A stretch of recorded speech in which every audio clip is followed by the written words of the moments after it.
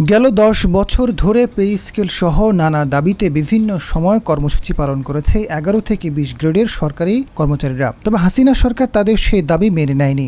হাসিনার পতনের পর ডক্টর ইউনূসের নেতৃত্বাধীন সরকার কর্মচারীদের মহার্ঘ ভাতা প্রদানের সিদ্ধান্ত নেয়।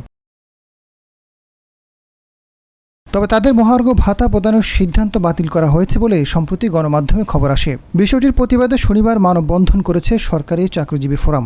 কিন্তু গতকালকে আমরা মিডিয়া মাধ্যমে জানতে পারি যে মূল্যস্ফীতির কারণে সরকার ওই মহার্ঘ ভাতা প্রদান থেকে ফিরে আসছে।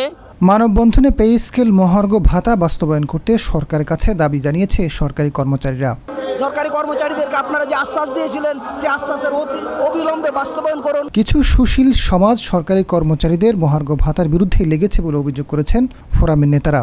ধরনের লোকজন আমাদের এই বৈষম্য ভাতার বিরুদ্ধে উঠে পড়ে লেগেছে, যাতে সরকারি কর্মচারীদের এই মহার্ঘ ভাতা না দেওয়া হয়। ৩১শে জানুয়ারির মধ্যে সরকারি কর্মচারীদের দাবি বাস্তবায়ন না করলে আগামী ৭ ফেব্রুয়ারি মহাসমাবেশ করার ঘোষণা দিয়েছে সরকারি চাকরিজীবী ফোরাম। Azad Faruk, GTV news.